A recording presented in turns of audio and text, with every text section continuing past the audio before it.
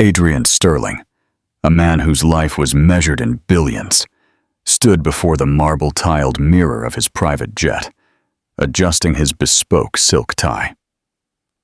At 42, he was a titan of London's property market, his company's name etched across the skyline. His dark hair was impeccably styled, and his tailored suit did little to hide his athletic frame. But the reflection staring back at him held an emptiness that even his vast wealth couldn't fill. "Sir, we're landing at Heathrow in 20 minutes, his assistant called through the door. Adrian splashed cold water on his face. He had to focus. Today was about closing the biggest deal of his career, a £5 billion development that would redefine central London. He couldn't afford to be distracted by old memories, especially today. Yet, as he settled back into his plush leather seat, his mind drifted to where it always went when he let down his guard.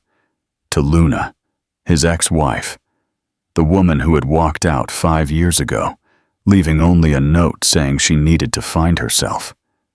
Luna Vance had been unlike anyone in his world.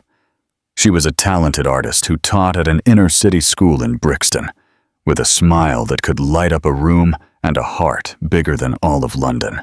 When they met at a charity gala 7 years ago, she had been the only person not impressed by his wealth.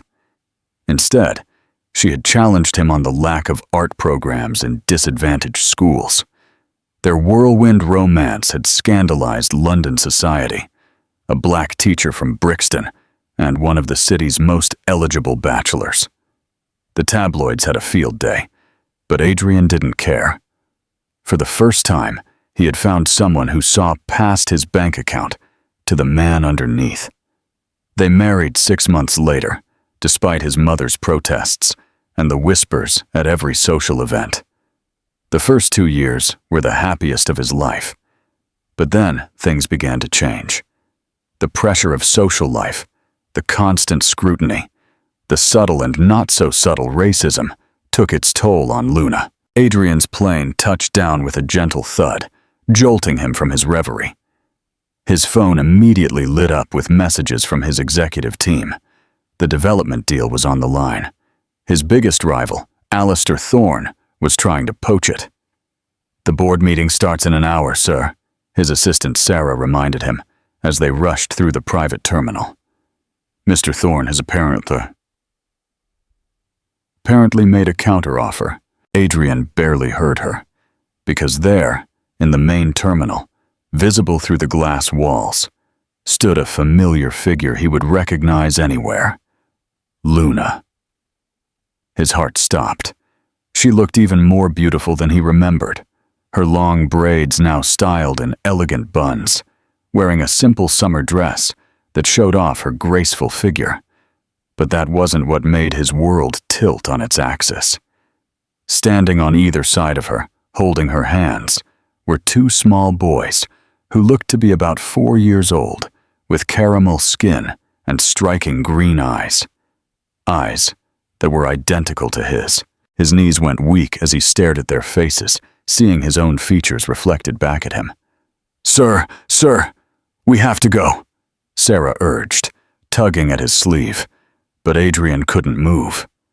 His feet felt cemented to the ground as he watched Luna kneel to help one of the boys tie a shoelace. The other boy bounced excitedly, pointing at the planes through the window. They were the spitting image of him at that age. The truth hit him like a physical blow. Luna had been pregnant when she left. She had been carrying his children, his sons, and had never told him. "Cancel the meeting," he heard himself say. "But sir, the development deal, cancel everything." His voice was firm, even as his world spun. "There's something more important I need to sort out." He started walking toward the main terminal, his heart pounding with every step. Luna stood up, and for a moment, their eyes met across the crowded airport. He saw shock register on her face, followed by fear. She quickly grabbed both boys' hands, turning to hurry them away. "Luna!" he shouted, his voice carrying over the airport noise. She froze and slowly turned to face him, The twins looked up curiously, their green eyes, his eyes, wide with interest as they studied him. "Hello, Adrian," she said softly, her voice still having the same effect on him after all these years. "Were you ever going to tell me?" he asked, his voice rough with emotion as he looked at the boys. Tears welled in her eyes. "I wanted to, so many times." The children watched their exchange with innocent curiosity. One of them tugged on Luna's dress. "Mommy, who's that man?" Adrian's heart sank at being called that man by his own sons, children he hadn't even known existed until this moment. "We need to talk," he said, his tone leaving no room for argument. Luna looked around helplessly, as if for an escape route, but they both knew this conversation was 5 years overdue. "Boys," she said gently, "how about?"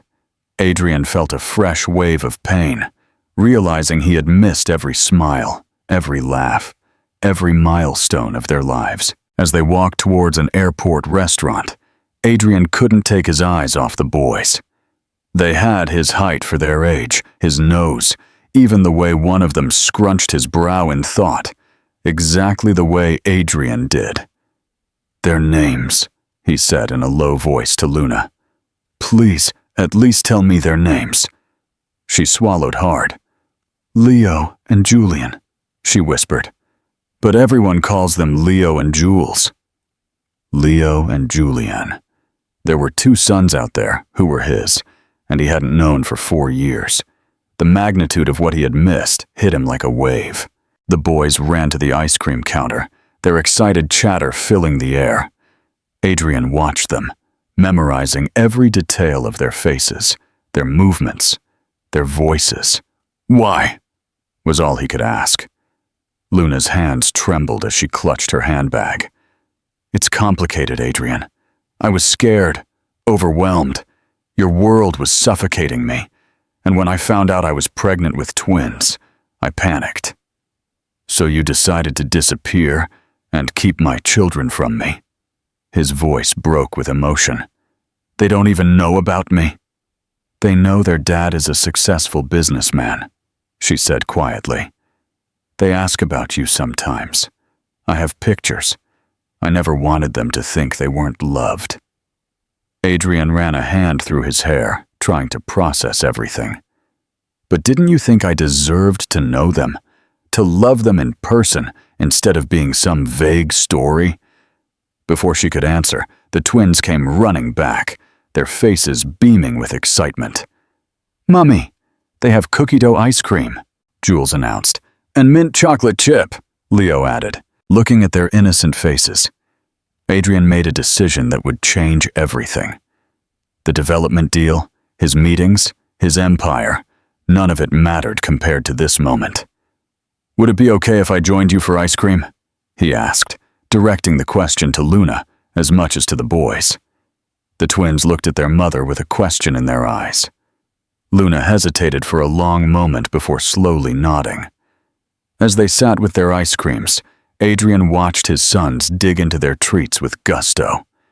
He had missed so much, but he silently promised himself that it would end today. Nothing would stop him from being a part of their lives now. "Do you like planes?" he asked, remembering how one of them had been pointing at the aircraft earlier. "I love them!" Leo exclaimed. "I'm going to be a pilot when I grow up." "No way! We're going to build tall buildings," Jules argued. "Like in London." Adrian felt his throat tighten. His son wanted to follow in his footsteps without even knowing who he was. Luna watched him carefully, tears shining in her eyes. She could see the pain and the love fighting on his face as he interacted with his children for the first time. The boys chattered happily, oblivious to the emotional storm brewing between their parents. They told Adrian about their school, their friends, their favorite games, with every word, every gesture, every laugh.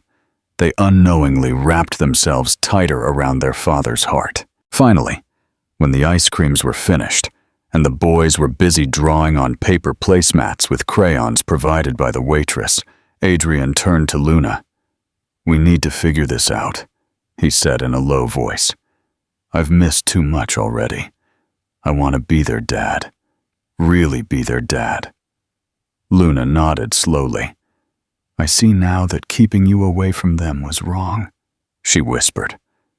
"I was trying to protect them from the chaos of your world, but they deserve to know their father." Adrian looked at his sons, his beautiful, perfect sons, and made a silent promise. He would find a way to make this work. He would be the father they deserved, even if it meant completely rearranging his life. The world of billion-pound deals and corporate takeovers seemed distant and unimportant. Now, in its place, was something far more precious: the chance to know and love his children. The news about Adrian Sterling's secret twin sons spread through London's elite circles like wildfire. His mother, Penelope Sterling, nearly fainted when she saw the morning newspaper headline: "Property Tycoon Discovers Hidden Heirs at Heathrow." Penelope stormed into Adrian's penthouse office, waving the paper. Her perfectly coiffed silver hair and designer suit couldn't hide her agitation. "Why didn't you tell me immediately?" she demanded. "I had to find out about my own grandsons from page 6. Adrian looked up from his desk, where he had been staring at a photo of the twins he had taken at the airport. "I'm still processing it myself, Mother." "Well, we have to handle this correctly," Penelope said, sitting down and pulling out her phone. "I'll call our public relations team. We need to control the narrative. And of course, we'll need DNA tests." "Stop!" Adrian's voice was firm. "They're mine. One look at them and there's no doubt. They have my eyes, my expressions. They're my children." "Adrian, darling, I know you're emotional right now, but we must be practical. That woman is their mother, and her name is Luna," Adrian cut in, standing up. "Or have you forgotten that I was married to her?" Penelope flinched. "How could I forget? She abandoned you and apparently took your heirs with her." Before Adrian could respond, his assistant Sarah rushed in. "Sir, Mr. Thorne is on line 1. He's threatening to go public with accusations that you deliberately missed yesterday's meeting to manipulate stock prices." Adrian loosened his tie. The development deal. He had completely forgotten about it in the chaos of discovering his sons. $5 billion on the line. And for the first time in his life, business wasn't his top priority. "Tell him I'll call him back," Adrian said, grabbing his jacket. "Where are you going?" Penelope demanded. "This is a crisis." "No, Mother. This is a chance to fix the biggest mistake of my life." Adrian drove his Aston Martin through the streets of Brixton, following the address Luna had reluctantly given him yesterday. He pulled up in front of a charming red brick house with window boxes. It was a world away from his London penthouse, but he could immediately see Luna's artistic touch in the hand-painted welcome sign and the colorful garden. The door opened before he could knock. Luna was there, in jeans and a simple blouse, looking as though she hadn't slept. "The boys are at school," she said in a low voice. "I know we need to talk. Really talk." She led him into a cozy living room filled with children's artwork and family photos. Adrian's heart ached as he saw the progression of his sons' lives captured in frames. Their first steps, birthday parties, first day of nursery, all moments he should have been a part of. "They're happy, Adrian," Luna said, watching him look at the photos. "They're loved. They have a good life. A life without their father." He turned to face her. "I want to be a part of their lives, Luna. I want to know them, love them, support them. I want to be their dad." Tears filled his eyes. "It's not that simple. Your world is exactly what I was trying to protect them from. The pressure, the spotlight, the expectations." "I'm not the same man I was 5 years ago," Adrian cut in. "Losing you changed me. And now that I know about the boys, Nothing else matters as much as being their father. A knock on the door interrupted them. Luna opened it to reveal an older woman with kind eyes. "Oh, I didn't know you had company," the woman said. "I just brought over some of the boys' favorite cookies." "Thank you, Mrs. Davies," Luna said, turning back to Adrian. "She's our neighbor. She helps look after the boys sometimes." Mrs. Davies' eyes widened in recognition. You're their dad, aren't you? I saw it on the news this morning. Those boys certainly have your eyes." Adrian smiled warmly at the woman, who had been a part of his son's lives when he couldn't be. "Thank you for looking out for them." After Mrs. Davies left, Luna sank onto the sofa. "See? It's already starting. The attention, the gossip." "We can handle it together," Adrian said, sitting beside her. "Luna, tell me what really made you leave. The whole truth." She was silent for a long moment. "I found out I was pregnant the day of your mother's charity gala. I was going to tell you that night, but then I overheard her talking to her friends. She said she was glad I hadn't gotten pregnant yet because the family wasn't ready for—" Luna's voice broke. "Mixed-race grandchildren." Adrian felt as if he'd been punched. "Why didn't you tell me?" "Because you were already under so much pressure. The company was expanding. You were working 18-hour days, and I saw how torn you were between your world and mine. When I heard your mother that night, something just broke. I couldn't bear the thought of our children facing that kind of prejudice from their own grandmother. So you decided to face it all alone instead? I went to stay with my sister in Bristol. I was going to tell you, but then the pregnancy became complicated. The doctors ordered me on bed rest. By the time the boys were born, it just seemed easier to stay away. You had your empire to build." Adrian took her hand. "No empire is worth missing my children's lives. I want to fix this, Luna, not just with the boys, but with you." Before she could answer, they heard excited voices outside. The front door burst open, and Leo and Jules ran in, followed by a young woman who must have been their teacher. "Mummy, we learned about dinosaurs today," Leo announced. "And I drew a T-Rex," Jules added. Then they noticed Adrian, and both boys fell silent, looking between him and their mother with curious expressions. "Hey, you're the man from the airport," Jules said. "He got ice cream with us." Adrian's heart raced. This was the moment. He looked at Luna, who gave him a small nod. "Boys," she said gently, "there's something very important Mummy needs to tell you about our friend Adrian." The twins scrambled onto the sofa between them, their green eyes wide with anticipation. Adrian held his breath, knowing the next few minutes would change their lives forever. Luna took both boys' hands. "You know how you're always asking about your dad, where he is and what he does?" The boys nodded eagerly. "Well," she continued, her voice trembling slightly, "Adrian is your dad." There was a moment of complete silence. Then Leo turned to study Adrian's face carefully. "Is that why we have the same eyes?"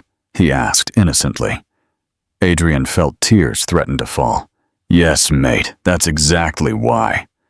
Jules looked confused. "But where were you before? Why didn't you live with us like Tommy's dad lives with him?" The simple question held so much hurt and confusion that Adrian had to swallow hard before he could answer. "I didn't know about you," he said honestly. "But now that I do, I want to be the best dad I can be, if you'll let me." The boys looked at each other, seeming to have one of those silent conversations twins often share. Then, to everyone's surprise, Jules climbed onto Adrian's lap. "Can you teach me how to build tall buildings?" he asked hopefully. Adrian hugged his son, for the first time. "I'll teach you everything, mate." Not to be left out, Leo burrowed in on his other side. "You'll come to our school play? I'm going to be a tiger." "I wouldn't miss it for the world," Adrian promised, his voice husky with emotion. Adrian sat in the front row of the primary school auditorium, watching Leo roar with gusto in his tiger costume. Beside him, Luna was radiant with pride, while Jules bounced excitedly in his seat, waving to his brother on stage. It had been 2 weeks since the airport encounter that changed everything, and Adrian hadn't missed a single moment with his sons since. But not everyone was happy with the new family arrangement. In the back of the auditorium, Penelope Sterling sat stiffly, her look of disapproval fixed on Luna rather than her performing grandson. She had insisted on coming to support the family image, but her presence added attention to what should have been a purely joyous occasion. After the play, as families gathered in the school cafeteria for biscuits and juice, Penelope cornered Adrian by the punch bowl. "Darling, we need to discuss how you're handling this situation," she said, keeping her voice low. "The board is concerned. Thorn Development is using your personal drama to undermine our standing with investors." Adrian watched his sons proudly, showing their father's tie to their friends, telling everyone their dad had come to see the play. "The board will just have to deal with it," he said firmly. "My sons come first now." "That is precisely the attitude that is causing problems," Penelope hissed. "You've missed 3 crucial meetings this week to attend a school play and a football practice. The media are having a field day and our stock prices are dipping." Before Adrian could respond, Leo ran up to them, his tiger face paint slightly smudged. "Dad, did you see when I scared the hunter? I was a scary tiger." Adrian knelt to his son's level, straightening the crooked whiskers painted on his face. "You were the scariest tiger I've ever seen, mate. I bet even real tigers would run from you." Leo beamed with pride. Then he noticed Penelope, and his smile faded a little. Last week, during their first meeting, she had insisted on calling the boys Michael and Marcus Jr., even though they had told her they preferred Leo and Jules. She had also made several comments about their need for a proper education that had upset Luna. "Hello, Grandma," Leo said politely, using the formal title she had demanded. Penelope barely acknowledged him before turning back to Adrian. "The Thorn situation needs your immediate attention. They're meeting with our Chinese investors tomorrow." "Actually," Luna cut in, joining them with Jules, "Adrian promised to take the boys to the zoo tomorrow. They've been looking forward to it all week." Penelope's perfectly painted lips tightened. "Surely the zoo can wait. These investments are worth billions." "No, Mother, it can't wait," Adrian said firmly. "I made a promise to my sons, and I'm not going to break it." That night, after dropping Luna and the boys home, Adrian sat in his penthouse office, staring at the latest financial reports. The situation was worse than he thought. Thorn Development had managed to convince several key investors to pull their support, citing unstable leadership at Sterling Enterprises. His phone buzzed with a text from Luna. The boys wanted to say goodnight to their dad. Below it was a photo of Leo and Jules in their matching dinosaur pajamas, grinning at the camera. All thoughts of business trouble faded as he looked at their faces. The next morning, Adrian arrived early at Luna's red brick house, excited for their zoo trip, only to find her anxiously pacing the living room as the boys finished breakfast in the kitchen. "Have you seen the morning news?" she asked, holding up her tablet. The headline made his blood run cold. Adrian Sterling's alleged heirs. DNA test demands. Heat up shareholder question. "Is your mother doing this?" Luna asked in a low voice. Adrian ran a hand through his hair in frustration. "She wouldn't dare. This has Thorn's signature all over it. The boys don't need this, Adrian. They're just starting to get used to having you in their lives. I don't want them exposed to this kind of ugliness." From the kitchen came the sound of children's laughter. Jules was probably telling one of his elaborate jokes that only Leo understood. The sound strengthened Adrian's resolve. "I'll handle this," he promised. "But right now, we have a date with some lions and tigers." The zoo trip started off perfectly. The boys raced from exhibit to exhibit, their excitement contagious. Adrian found himself learning just as much from their encyclopedic knowledge of animals as they were learning from the educational signs. "Did you know giraffes have the same number of bones in their neck as humans?" Leo informed him seriously. "Only they're bigger." "And penguins mate for life," Jules added. "Like in that movie we watched, remember, Mummy?" Luna smiled, but Adrian noticed she kept looking nervously at other visitors who were pointing and whispering. The news of the DNA test demands had spread quickly. They were watching the sea lion show when Adrian's phone rang. It was Sarah, his assistant, marked as urgent. He stepped away to take the call. "Sir, Thorne has just called an emergency board meeting. He's proposing a vote of no confidence. He's claiming your illegitimate family situation is destabilizing the company." Adrian looked at his family. Jules was perched on Luna's shoulders for a better view, while Leo was glued to the railing, completely mesmerized by the performing sea lions. "Tell the board I'll be there in an hour," he said finally. Telling the boys he had to leave early was one of the hardest things he'd ever done. Their disappointed faces haunted him as his driver sped him back to London. The boardroom was tense when he arrived. Alistair Thorne was at the head of the table, his smile smug and confident. "Ah, Adrian, how kind of you to join us. I trust your family outing was pleasant?" Adrian straightened his tie, looking each board member in the eye. "Let me be clear. Those boys are my sons. No DNA test is needed, though I'll gladly provide one to put these ridiculous rumors to rest. But understand this, I will not choose between being a good father and a good CEO. I can and will be both." "The numbers suggest otherwise," Thorne replied smoothly. "Your attention has been divided." "The Chinese investors are still very interested," Adrian interrupted.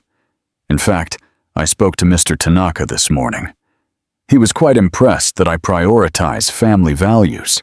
Unlike some people in this room, he understands that a man who abandons his children is not someone he wants handling his investments." The jab hit home. Thorne's own messy divorce and estrangement from his teenage daughter were well known in their circles. Back in Brixton that evening, Adrian found Luna sitting on her porch steps, looking worried. "The boys are inside with Mrs. Davies," she said. "They've been asking why you left." Adrian sat down beside her. "I had to protect our family. Thorne was trying to use you and the boys to take over the company." "Maybe your mother is right," Luna said softly. "Maybe this is too complicated. The boys were happy before." "But I wasn't," Adrian cut in. "And they weren't either. They really needed their father. I needed them. We can make this work, Luna. We just need time." Inside, they could hear Leo and Jules arguing over which zoo gift shop stuffed animal was cooler, Jules's penguin or Leo's tiger. The ordinary sound of children squabbling had never seemed so precious to Adrian. "I've missed so much," he said in a low voice. "I won't miss anything else, no matter the cost." Luna looked at him for a long moment. "The Adrian I knew 5 years ago would have chosen the company. The Adrian you knew didn't know what it felt like to hold his sons, to hear them call him Dad. Some things are worth more than money." As if on cue, the front door opened, and 2 small bodies launched themselves at Adrian. "Dad, Mrs. Davies made cookies and we saved you some." Looking at their hopeful faces, Adrian knew he had made the right decision. Tomorrow, he would face Thorne, the board, and the media. But tonight, he had cookies to eat with his sons. The results of the DNA test sat unopened on Adrian's desk for 3 days. He didn't need a piece of paper to tell him what his heart already knew, but the board had insisted. Now, as he finally opened the envelope, his hands trembled slightly. Sarah knocked and came into his office, her face worried. "Sir, your mother is here with her solicitor." Before Adrian could respond, Penelope swept in, followed by a severe-looking man in an expensive suit. "The results," Penelope demanded. Adrian held up the paper. 99.9% positive. "Happy now, Mother. Can we stop pretending my sons aren't your grandchildren?" Penelope sat down, smoothing her designer skirt. "Now we can discuss the custody arrangements." "Custody arrangements?" Adrian stared at his mother. "What are you talking about?" The solicitor stepped forward. "Mrs. Sterling has concerns about the children's current situation. Given your position and resources, we believe a case could be made for primary custody." "Get out!" Adrian's voice was deadly quiet. "You two, get out of my office, right now." "Adrian, be reasonable," Penelope pleaded. "Those boys are Sterling heirs. They should be raised in our world with every advantage." "The advantages that made Luna feel so unwelcome she ran away?" Adrian stood up, his anger mounting. "The advantages of having a grandmother who questioned their very existence before they were even born?" Penelope flinched. "You know about that?" "Yes, Mother. I know exactly why Luna left. And now you want to try to take her children away. That is never going to happen." After they left, Adrian drove to Brixton, his mind racing. He needed to warn Luna about his mother's plans. But when he got to her house, he found her sitting on the porch steps, crying. "Luna, what's wrong? Where are the boys?" "Inside with Mrs. Davies," she sobbed. "The school called today. A reporter tried to get into their classroom to take photos. The headmaster said it's becoming disruptive." Adrian sat down beside her, his heart heavy. "I am so sorry. I'll hire security." "That's not the answer." Luna stood up, pacing. "Guards around their school, reporters hiding in the bushes. This is exactly what I was afraid of." Inside, they could hear the boys playing happily, oblivious to the chaos surrounding them. Their happy voices made the situation even more painful. "I got another job offer," Luna said quietly, "from an art school in California. They want me to run their children's program." Adrian felt his world tilt. "You're not taking them away. Not again. I'm trying to protect them. Your mother's solicitors have been calling. The media won't leave us alone. Every time we go out, people point and whisper. It's not fair to them. And growing up without their father is fair?" Adrian's voice cracked. "Luna, please, we can figure this out. I'll step down as CEO if I have to." She looked at him, shocked. "You'd give up the company for them?" "In a heartbeat." He took her hands. "The boys need both of us.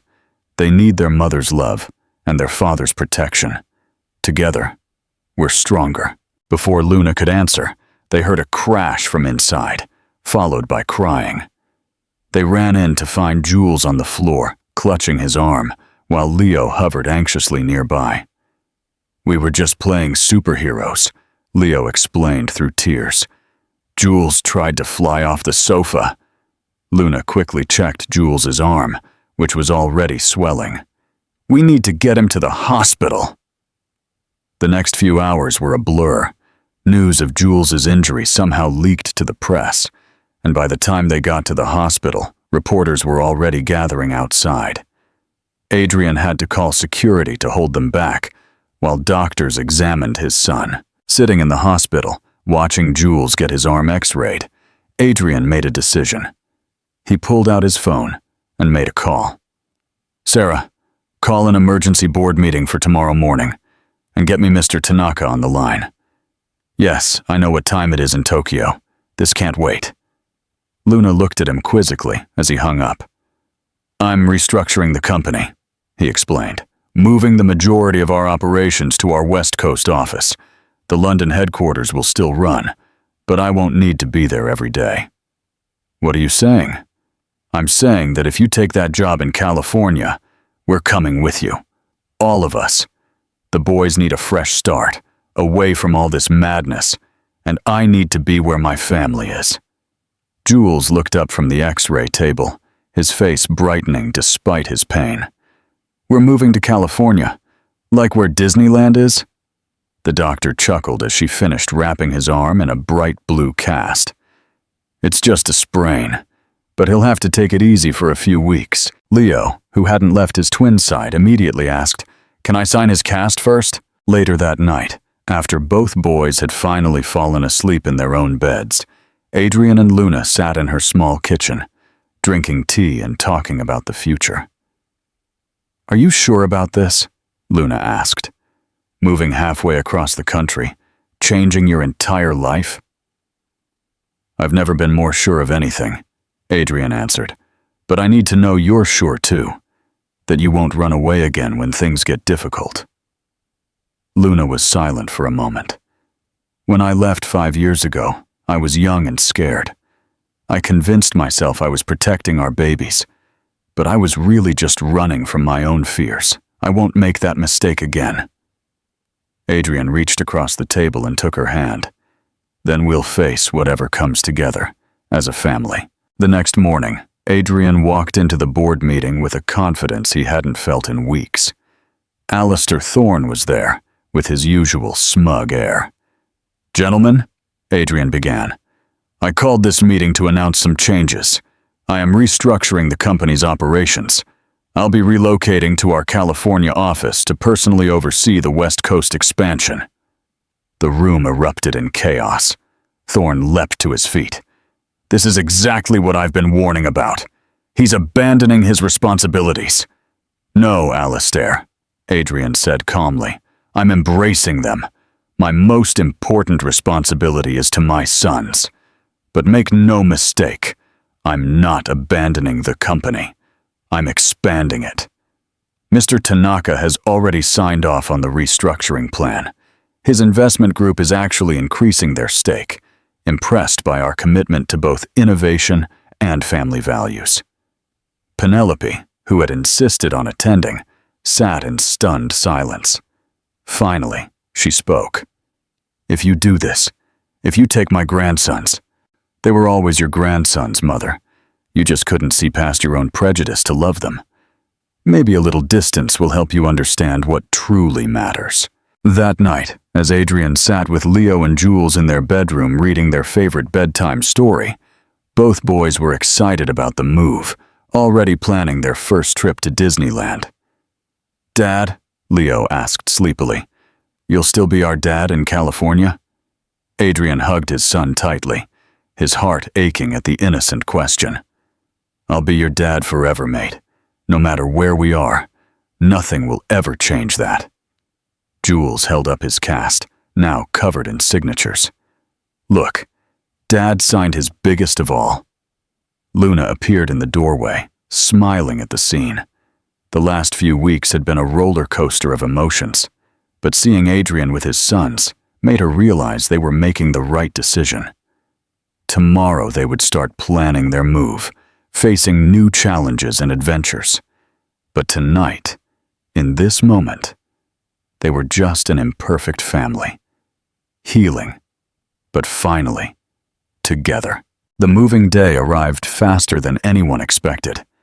Luna's red brick house was filled with boxes, and the twins couldn't contain their excitement about flying on their dad's private jet.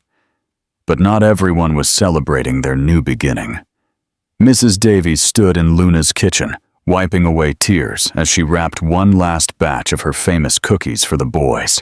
"Who's going to water my flowers when you're away now? Those boys have been my little helpers for 4 years."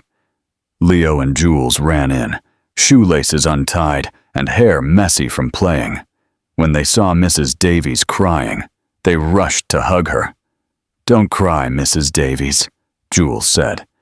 "Dad said we can use his computer to talk to you. And we'll send you pictures of Disneyland," Leo added. "And the beach." Adrian watched from the doorway, his heart full.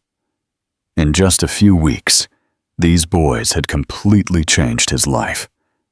Now, they were about to change it again. His phone buzzed. Another message from Alistair Thorne. Since the restructuring announcement, Thorne had been trying everything to block the move. His latest trick was questioning the legality of Adrian taking the twins across state lines without a formal custody agreement. "The movers are here," Luna called from the front door. "Boys, go get your backpacks." As the twins raced upstairs, Luna noticed the worried look on Adrian's face. "What's wrong?" "Thorne's solicitors are trying to hold up our departure. They're claiming we need court approval since we never formalized custody arrangements." Luna's face fell. "Can they do that?" "They can try." Adrian hugged her. "But our own solicitors are on it. Nothing is going to stop us from giving our sons the fresh start they deserve." Suddenly, they heard a commotion outside. Penelope Sterling was getting out of her car, looking unusually disheveled. "Mother?" Adrian went out onto the porch. "What are you doing here?" Penelope clutched her designer handbag like a shield. "You can't just take them like this. They're my only grandchildren." Before Adrian could respond, the twins came running down the stairs. "Grandma!" they yelled in unison, but they stopped short of hugging her, remembering her usual stiff demeanor. To everyone's surprise, Penelope knelt down, not caring that her expensive silk suit touched the pavement. "Leo, Julian, I've been a silly old woman." The boys looked at each other, confused. They had never seen their grandmother like this. "I was so worried about appearances, about what other people would think, that I forgot what really matters." Penelope's voice broke. "You are perfect exactly the way you are. You're clever and kind and wonderful. And I have been horrible to you and your mother." Luna stepped forward, putting a protective hand on each boy's shoulder. Penelope looked up at her, tears in her eyes. "Luna, I know I can never undo the damage I caused. My prejudice drove you away, made you feel like you had to hide my own grandsons from us. I don't deserve forgiveness, but please don't keep me completely out of their lives." Leo, ever the more sensitive twin, reached down to pat Penelope's shoulder. "Don't cry, Grandma. We can use Dad's computer to talk to you too, just like Mrs. Davies." Penelope hugged both boys tightly, not caring that Jules's cast wrinkled her silk blouse or that Leo's shoes left dirt marks on her skirt. Adrian watched in amazement as his mother, who had never shown such emotion in public, openly wept while holding his sons. "I have a proposition," Penelope said finally, standing up and trying to compose herself. "The Sterling family's summer house in Malibu has been sitting empty for years. Let me sign it over to you, to all of you. The boys should have a beach house for their California adventures." Luna started to protest, but Penelope held up a hand. "Please, let me try to be the grandmother they deserve. Let me be a part of their new beginning." Before anyone could answer, a sleek black car pulled up. Alistair Thorne stepped out, waving legal papers. "I have a court order," he announced arrogantly. "No one is taking these children anywhere until a judge reviews the custody situation." Penelope spun around, her tears replaced by fury. "Alistair Thorne, you snake!" Thorne reeled, not expecting to see Penelope there. "Mrs. Sterling, I thought you would want to protect your grandchildren's interests." "My grandchildren's interests?" Penelope's voice could have frozen fire. "Let me tell you about their interests. Their interest is in having both of their loving parents.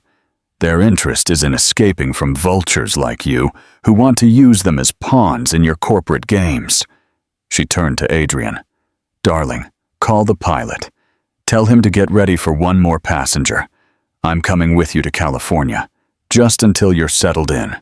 And I'll be bringing all the social and political connections I have to deal with this situation." Thorne's smirk crumbled as Penelope pulled out her phone. "Hello, Judge Matthews. Penelope Sterling here. Your wife and I were just discussing your daughter's wedding at the club. Yes, about that court order your colleague just signed." Within the hour, Thorne's court order was stayed pending review. As the family prepared to leave, the entire neighborhood came out to say goodbye. Mrs. Davies passed out cookies to everyone, even the movers. Even the reporters who had been camping out nearby were caught up in the emotional farewell. On the private jet, Leo and Jules couldn't contain their excitement, running back and forth in the aisle until Luna finally settled them down with their tablets. "Look, Dad," Jules pointed out the window as they took off. "Everything looks so small, like my old dollhouse." "Which is perfect," Penelope added, surprising everyone by playing along. She had taken off her designer jacket and was sitting on the floor with the boys, helping them build a Lego castle. Luna watched her former mother-in-law, soon to be her mother-in-law again, if Adrian's hidden ring box was any indication, laugh as Leo's toy plane crashed into the castle. "Sometimes," she whispered to Adrian, "people can surprise you."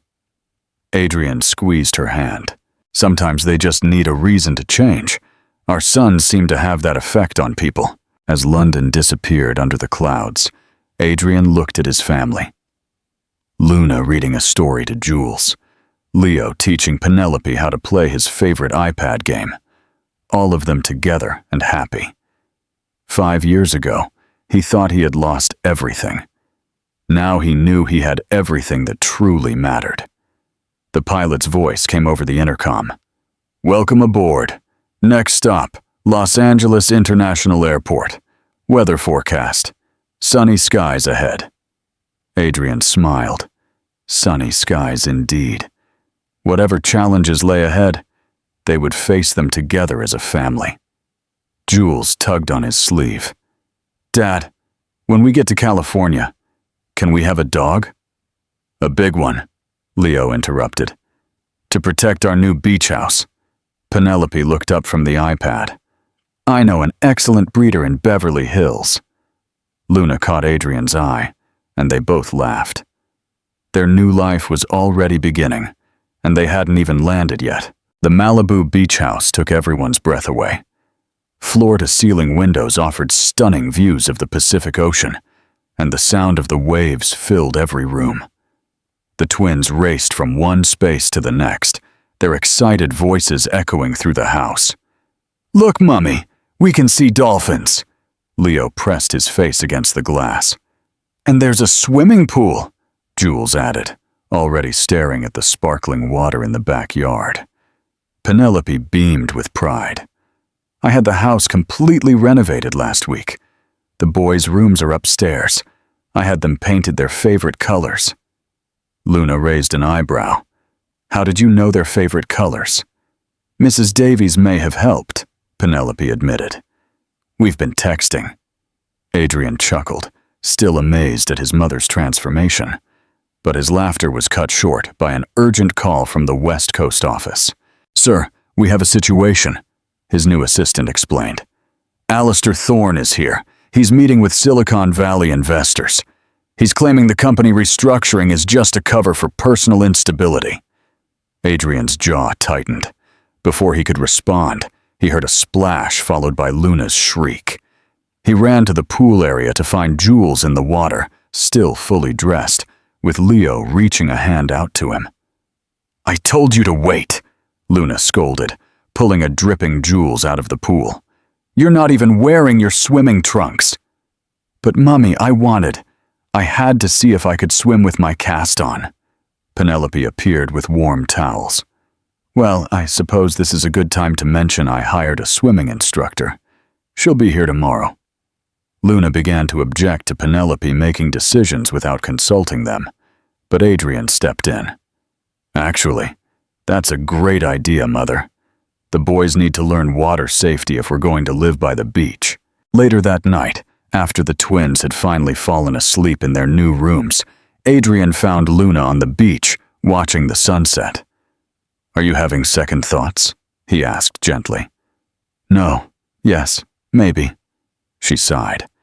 "Everything is happening so fast. The move, the new job, your mother living in the guest house next door. Penelope living in the guest house was definitely not part of the original plan," Adrian agreed with a laugh. "But she's really trying," Luna admitted. "Did you see her playing in the sand with the boys in her designer sundress?" Their conversation was interrupted by Penelope calling from the terrace.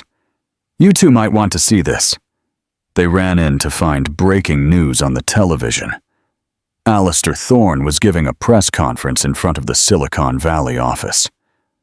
"Sterling Enterprises is in crisis," Thorne was saying.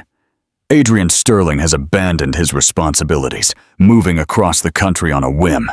Our investors deserve stable leadership." Adrian reached for his phone, but Penelope stopped him. "Allow me," she said, her voice steel. She dialed a number. "Robert? Penelope Sterling.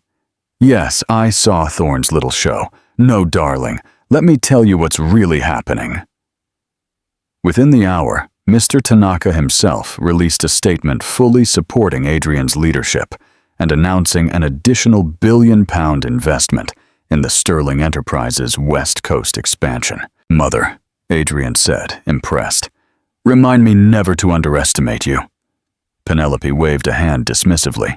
"I've been handling corporate politics since before you were born, darling.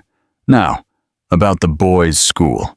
The next morning brought the swimming instructor, a former Olympic athlete named Sofia Rodriguez. The twins instantly fell in love with her gentle approach and patient teaching style. "Remember," Sofia explained, helping Leo float on his back, "the water is your friend. You just need to learn to trust it." Luna watched from a beach chair, working on lesson plans for her new art school job. The position started in 2 weeks, and she was both excited and nervous. A commotion on the beach caught her attention. 2 large dogs, a golden retriever and a German shepherd, came running across the sand, followed by a handsome man in his 40s. "Zeus! Apollo! Get back here!" The dogs ran straight to the pool area, where the twins shrieked with delight. "I'm so sorry," the man said, finally catching up. "They're usually better behaved than this." Penelope came out of the guest house, and her eyes widened a little. "Thomas Blake, is that you?" The man looked surprised. "Penelope, I had no idea you were in Malibu." "You two know each other?" Adrian asked. "Thomas is one of the top pediatricians in California," Penelope explained, "and an old family friend. His father and your father were university roommates." The twins were already playing with the dogs, their swimming lesson forgotten. "Can we keep them?" Jules pleaded. "They're Dr. Blake's dogs," Luna explained. "Actually," Thomas said, "I've been looking for a home for them. I'm moving to a smaller place, and they need more room." The boys turned to their parents with pleading eyes. "You promised us a dog," Adrian reminded Luna. "And now they'd have 2, Leo added hopefully. Sophia laughed. "Well, my choice time is almost up anyway. Same time tomorrow?" As the swimming instructor left, Thomas stayed to help the boys learn basic commands for Zeus and Apollo. Penelope watched with a strangely knowing smile. "Thomas is single, you know," she mentioned casually to Luna, "and he's excellent with children." Luna's eyes widened. "Penelope, Adrian and I are—" "Oh, I know, darling. I wasn't thinking of you." Penelope's gaze drifted to Sophia's retreating figure. "I just think everyone deserves a chance to be happy." That night, as the family sat on the beach watching the sunset, the twins snuggled up with their new dogs. Adrian felt a deep sense of peace. The corporate drama seemed distant compared to the joy of seeing his sons experience their new life. "Dad," Leo said sleepily, "is this our happy ending?" Adrian pulled his son closer. "No, mate. This is our happy beginning." But life had other plans. As they headed back to the house, Adrian's phone buzzed with a message that would shake their newfound peace. DNA test results may have been manipulated. Thorne demands new testing. Court hearing scheduled. Adrian looked at his family. Luna helping Jules collect shells. Leo running with Apollo on the sand. Penelope teaching the boys the names of the constellations appearing in the darkening sky. He would not let anyone threaten their happiness. Not Thorne, not the courts, not anyone. The waves crashed against the shore, a constant reminder that life, like the ocean, was full of ups and downs. But with love and determination, they would weather any storm that came their way. The morning started like any other in their new Malibu life. Luna was helping the twins get ready for their first day at their new school, while Zeus and Apollo waited patiently by the door. But the peace was shattered when Adrian's solicitor, David Cohen, arrived unannounced. "Thorne's team found something," David said grimly, spreading documents across the kitchen island. "They're claiming they have proof the original DNA test was compromised." Adrian felt his blood run cold. "That's impossible. I was there when the samples were taken. They're saying someone at the lab was bribed." David looked uncomfortable. "They're also suggesting Luna could have manipulated the results." "That's ridiculous!" Penelope stormed in from the guest house, still in her silk robe. "I was there too. Everything was properly documented." Luna sank into a nearby chair, her face pale. "They'll never leave us alone, will they?" Before anyone could answer, they heard the twins coming down the stairs in their new school uniforms, chattering excitedly about their first day. "Dad, look! We match!" Leo spun around to show off his blazer. "And I tied my tie all by myself," Jules added proudly, even though his tie was noticeably crooked. Adrian quickly scooped up the legal documents, hiding them from the boys' sight. "You both look so handsome, ready for your first day." As Luna drove the twins to school, Adrian and David strategized in the home office. Penelope paced back and forth, making calls to her extensive network of contacts. "We need to get ahead of this," David advised. "Thorne's team is pushing for an emergency hearing. They're claiming the children should be returned to London pending further investigation." "Returned?" Adrian's voice trembled with anger. "They aren't property to be returned.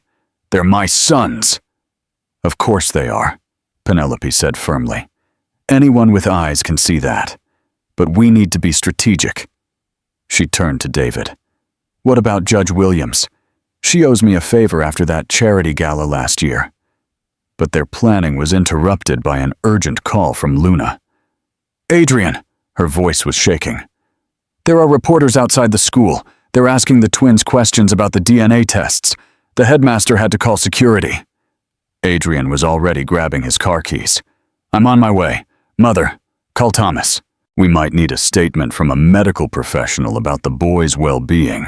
When Adrian arrived at the school, he found Luna trying to shield the twins from the cameras as reporters shouted questions. "Mr. Sterling, is it true the DNA test was faked? Mrs. Vance, did you bribe the lab technician? Boys, do you want to stay with your father?" Leo was crying, clutching his brother's hand. Jules looked scared, but was trying to be brave, just as his dad had always told him to be. Suddenly, a familiar voice cut through the chaos. "Enough!" Thomas Blake pushed his way through the crowd, his white medical coat lending him authority. "These are children, not a circus sideshow. Get back, or I will have every single one of you charged with child harassment." School security finally managed to clear a path, and Adrian rushed his family inside. In the headmaster's office, Leo climbed into his lap, while Jules clung to Luna. "Maybe we should just take them home," Luna suggested softly. "No," Adrian said firmly. "We can't let Thorne win. We can't let him disrupt their lives." Thomas, who had followed them, knelt in front of the twins. "Hey guys, remember what we learned about being brave with Zeus and Apollo? Sometimes scary things happen, but we face them together." The boys nodded, wiping away their tears. "How about this?" Thomas continued. "Why don't I walk you to your classroom? I hear there's a class pet, a bunny named Snowball." The mention of the bunny perked the twins up immediately. As Thomas led them away, Penelope arrived looking fierce. "I've called every media outlet in California," she announced. "They will be receiving cease and desist letters within the hour. No one harasses my grandchildren." The headmaster, Dr. Martinez, cleared her throat. Mrs. Sterling, I want you to know we take our students' safety very seriously. We will be increasing security and implementing a strict no-media policy. Later that afternoon, as the family gathered back at the house, trying to process the day's events, Sophia arrived for the twins' swimming lesson. I saw the news, she said sympathetically. How are they doing? The boys were already changing into their swimming trunks, seeming to have bounced back from the morning's trauma. The resilience of children was remarkable. They're stronger than we think, Luna said, watching them splash in the pool under Sophia's watchful eye. Adrian hugged her. They get that from their mother. Penelope watched the swimming lesson from her usual spot, but her mind was clearly elsewhere. Finally, she spoke. I've been making some calls to my old friends in London society. Thorne has been making enemies there too. His estranged daughter, Claire, is willing to talk about why she broke ties with him. Adrian turned to his mother, surprised. What do you mean? It seems Thorne has a history of using children as pawns in his business deals. Claire claims he tried to force her to marry a business partner's son to secure a merger. Before they could discuss this further, they heard excited shouts from the pool. Look, Dad, I can swim without the floaty, Leo yelled. Me too, Jules showed off, though Sophia kept a careful hand nearby. Thomas, who had dropped by to check on the boys after the morning's chaos, watched the scene with a gentle smile. They're adjusting well, despite everything. Children often show us how to move on. Penelope noticed Sophia looking at Thomas with appreciation and hid a smile. Her matchmaking instincts never failed. That night, after the twins were asleep, the adults gathered in the living room with Thomas, Sophia, and David Cohen, who had rushed over after hearing about Thorne's appearance. He's planning something big, David warned. My sources say he's been meeting with board members privately, showing them some kind of documentation. Could he really have proof the DNA test was compromised? Luna asked, her voice small. It doesn't matter, Adrian said firmly. They're my sons. I don't need a test to tell me what my heart knows. Penelope stood up suddenly. I believe it's time I took a trip to London. Everyone looked at her in surprise. Claire Thorne and I were close once, she explained. She used to spend summers with us when she was young. Perhaps she needs someone to remind her what it's like to have a parent who puts their child first. Thomas nodded thoughtfully. And I have colleagues at the original testing center. I can look into Thorne's claims directly. Sophia squeezed his hand proudly. Their relationship had blossomed quickly, brought closer by their shared dedication to helping the Sterling family. I'm coming with you, Mother, Adrian decided. The board needs to see that I'm not afraid of Thorne's accusations. Luna started to object, but he cut her off gently. I'll be back before the boys' school play next week.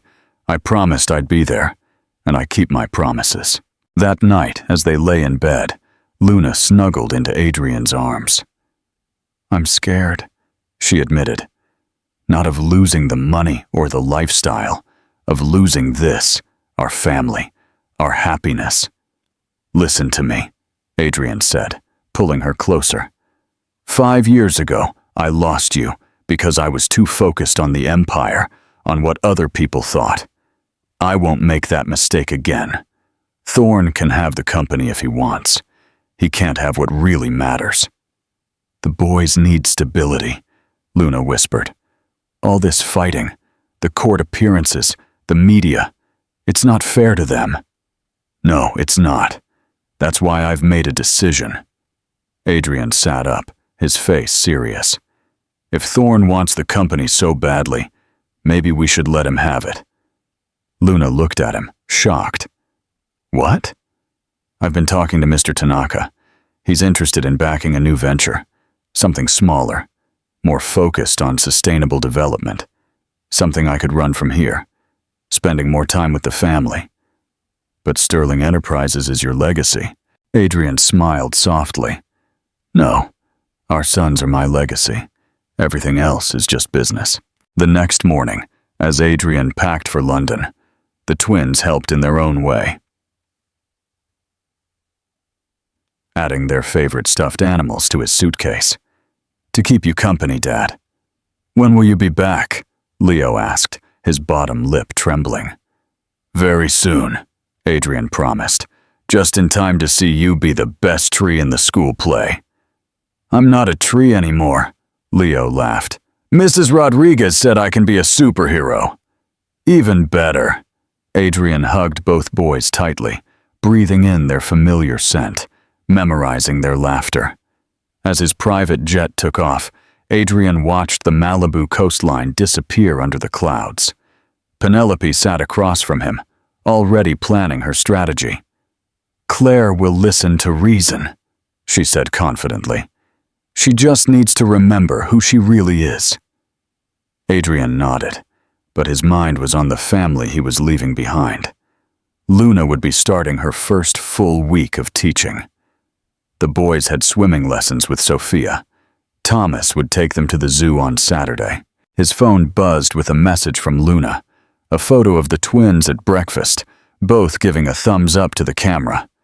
The caption read, "We love you, Dad. Show that bad man who's boss." Adrian smiled, feeling his resolve strengthen. Thorne had no idea what he was up against, because this was no longer just about business. This was about family, and Adrian Sterling would move heaven and earth to protect it. The boardroom in London felt cold and unfamiliar after weeks in sunny California. Adrian sat at the head of the table with Penelope by his side as Alistair Thorne made his presentation to the board. "These documents prove the DNA testing center was compromised," Thorne declared, handing out folders.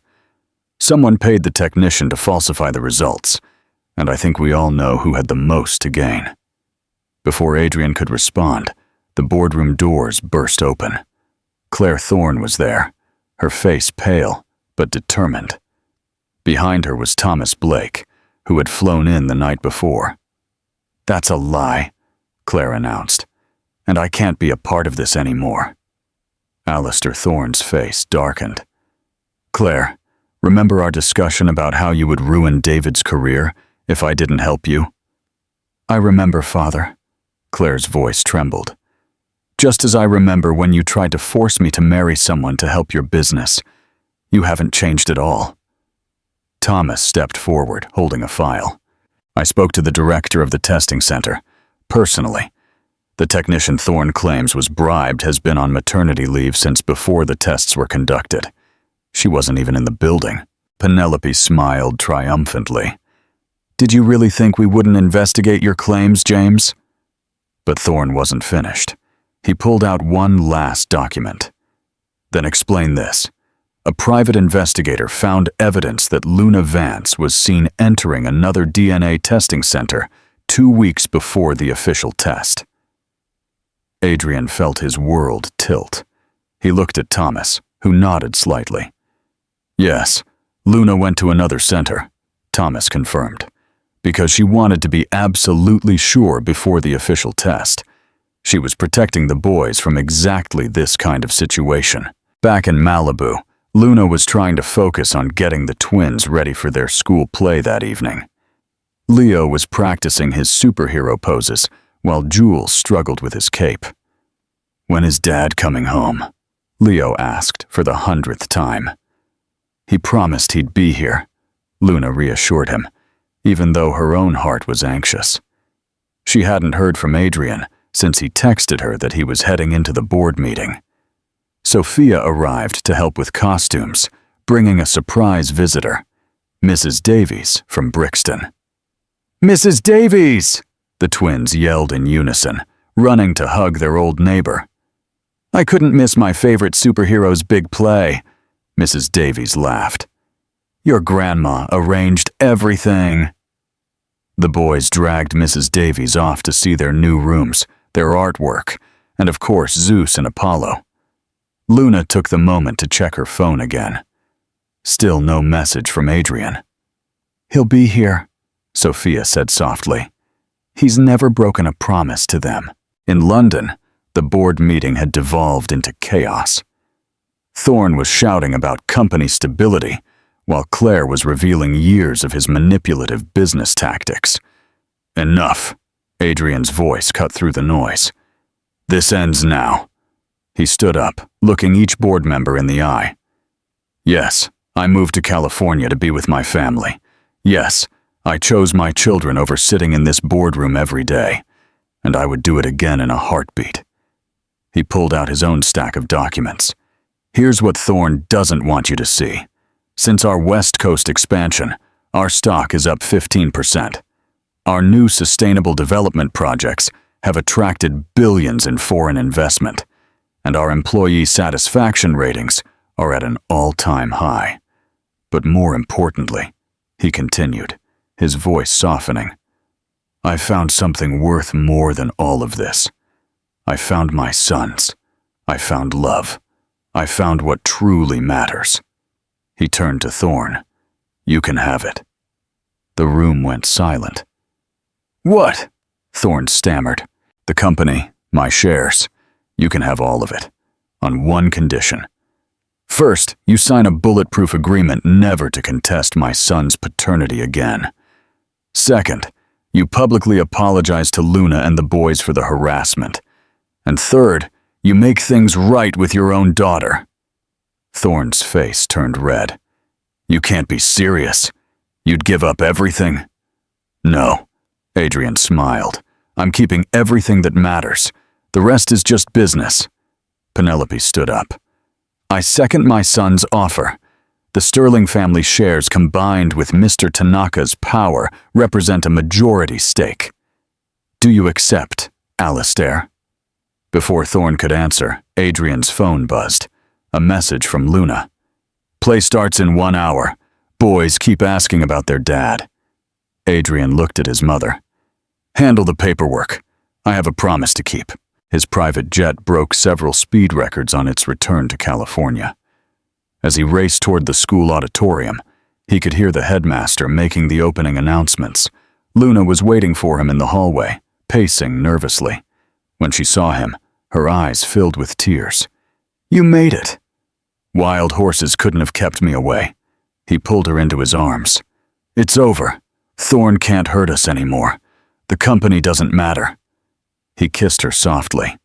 "I have everything I need, right here." The classroom door opened, and Leo peeked out in his superhero costume. His face lit up. "Dad!" Jules appeared beside his brother, his cape askew. "You came!" Adrian knelt down, straightening Jules's cape and adjusting Leo's mask. "Of course I came, I promised." The play was, in Adrian's completely unbiased opinion, the greatest theatrical performance in history.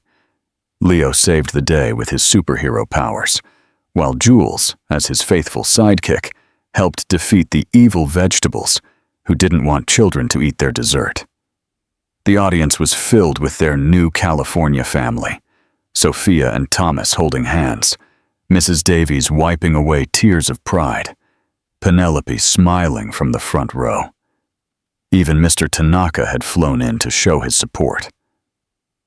After the play, as the twins excitedly recounted every moment to anyone who would listen, Adrian pulled Luna aside.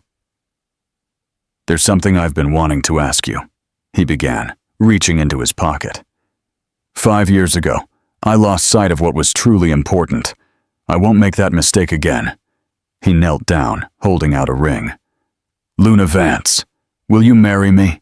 Again?" The twins, realizing what was happening, ran over to them. "Say yes, Mummy!" Leo bounced excitedly. "We can be the ring bearers," Jules added. Luna looked at her family, the man she had never stopped loving, the sons who were her greatest blessing, and all the people who had become part of their California dream. "Yes," she whispered. "Yes to all of it." As Adrian slid the ring onto her finger, Penelope discreetly wiped away tears, while Mrs. Davies openly sobbed. Sophia leaned into Thomas, who was already offering to help plan the beach wedding. The twins hugged their parents' legs, creating a perfect family circle.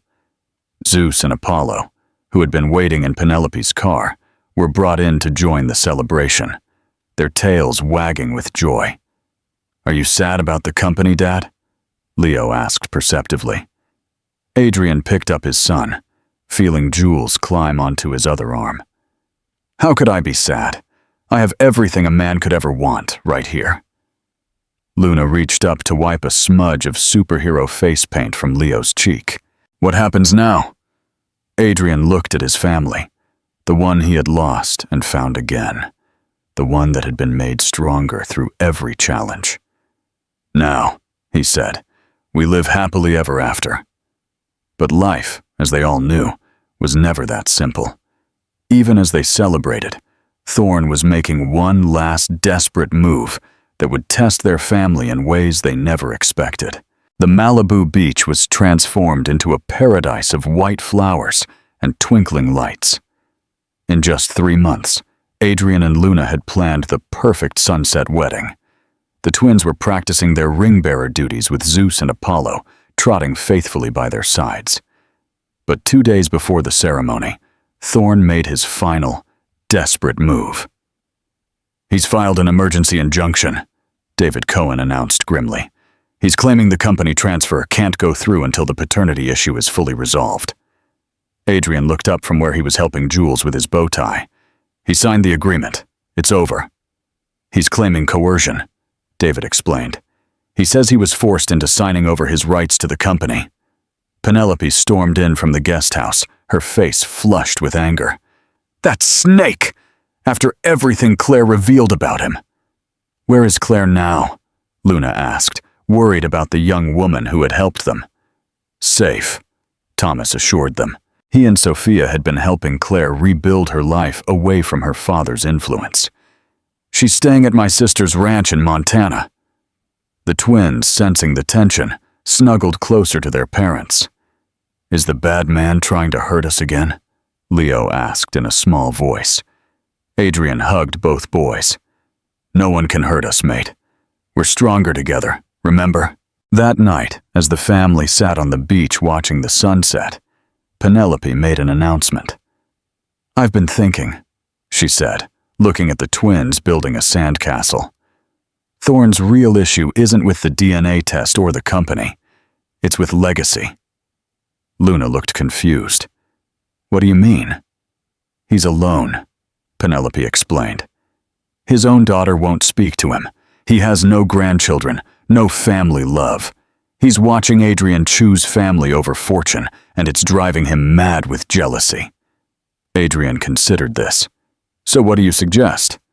"I think it's time we showed him exactly what he's fighting against." Penelope smiled mysteriously. "And I know just the way to do it." The next morning, Thorn arrived at his office to find his waiting room filled with familiar faces. Claire was there, along with his ex-wife, Susan. But most surprisingly, his brother Michael, whom he hadn't spoken to in 20 years, was sitting quietly in a corner. "What is this?" Thorn demanded. "An intervention," Michael said in a low voice, "because someone reminded us that family is worth fighting for, even when that family is lost." Penelope emerged from the shadows. "Hello, Alistair. Do you remember when our children were little? How you and Michael would bring Claire over to play with Adrian? Those summer barbecues at the Hamptons' house?" Thorn's severe facade cracked slightly. "That was a long time ago." "It doesn't have to be just memories," Penelope said softly. "Look what holding on to bitterness has cost you. Your daughter, your brother, your chance to know your nieces and nephews. You're so focused on destroying Adrian's happiness," Claire added, "that you can't see how to find your own." Meanwhile, back in Malibu, the final wedding preparations were underway. Sophia was helping Luna with her dress, while Thomas entertained the twins with stories about their dad's childhood, carefully edited versions he'd heard from Penelope. "And then your dad jumped into the swimming pool with all his clothes on," Thomas laughed, "just because your Aunt Claire dared him." The boys giggled, but Leo looked thoughtful. "Aunt Claire is coming to the wedding?" "We hope so, mate," Adrian said, walking in with his phone in his hand. "And I just got news that might make that possible." Thorne had withdrawn his injunction. More than that, he had issued a public statement apologizing for his actions and announcing his retirement. Claire would be taking over his company shares, working alongside Adrian's new sustainable development firm. "Sometimes," Adrian told his sons, "people just need a reminder of what really matters." The wedding day dawned perfectly clear. The beach was filled with their extended family, not just blood relatives, but all the people who had become a part of their story. Mrs. Davies sat in the front row, already crying tears of happiness. Sophia and Thomas were in the wedding party, their own engagement rings sparkling in the sunlight. To everyone's surprise, Thorne came too, standing quietly in the back with his brother Michael. When the twins saw Claire, they ran to hug their honorary aunt, who lifted them both up with a laugh and a tear. Penelope saw it all from her seat of honor, remembering how she had once fought Luna's love. And Adrian now couldn't imagine his family any other way. The ceremony began as the sun started its descent toward the horizon. Leo and Jules walked carefully down the sand aisle, Zeus and Apollo walking majestically by their sides, all four taking their ring-bearer duties very seriously. Luna appeared like a vision in her simple white gown, but Adrian couldn't take his eyes off her face. The same face he had fallen in love with so many years ago, now even more beautiful for everything they had been through together. "Beloved friends," the minister began, but he had to pause when Jules loudly whispered, "That's our mummy and daddy," making everyone laugh. The vows they exchanged were simple but profound. "Luna," Adrian said, his voice husky with emotion. "5 years ago, I lost sight of what mattered most, but fate gave us a second chance, and I promise to spend every day showing you and our sons how precious you are to me." Luna wiped away tears. "Adrian, you found us when we needed you most. You chose love over everything else. You have shown our sons what it means to be a true father, a true man. I promise to love you more every day." The twins insisted on adding their own promises. "I promise to clean my room," Leo announced solemnly. "Most days," Jules added, making the guests laugh as the minister pronounced them husband and wife. The setting sun painted the sky in brilliant golds and pinks. Adrian kissed his bride as his sons cheered, and the dogs barked their approval. At the reception, Penelope tapped her glass for a toast. "To second chances," she said, looking meaningfully at Thorne, who nodded slightly. "And to the love that gives us the courage to change." Later, as music played and people danced on the beach, Adrian held his family close. The twins were sleepy but fighting to stay awake, not wanting to miss a moment of the celebration. "Are you happy, Dad?" Leo asked sleepily. Adrian picked up his son, feeling Jules climb onto his other arm. "How could I be sad? I have everything a man could ever want right here." Luna leaned into him, watching as Thomas twirled Sophia on the dance floor, as Claire laughed at something her father said, as Penelope taught the twins a silly dance move. "You know," she said softly, "when I left 5 years ago, I thought I was running away from something, but maybe I was running toward this moment, this perfect future." "No more running," Adrian promised, kissing her tenderly. "No," Luna nodded. "We're home." The party continued under the stars, but Adrian and Luna snuck away to walk along the water's edge with their sons. Zeus and Apollo played in the surf while the twins collected shells by moonlight. This was their happily ever after. Not perfect, but real, built on love, strengthened by challenges, and made complete by 2 small boys with their father's eyes and their mother's heart. As they walked back toward the lights and music, Leo asked, "Dad, are we rich now?" Adrian lifted his son onto his shoulders, while Luna carried a sleepy Jules. "Mate, we've been rich all along. Some things are worth more than money. Like love." "Exactly like love," Jules murmured against his mother's neck. "Exactly like love," Luna responded, squeezing Adrian's hand. And there, on their beautiful beach, with their sons in their arms and their future shining before them, Adrian and Luna knew that every trial, every tear, every moment of their journey had led them exactly where they were meant to be. Together, a family forever.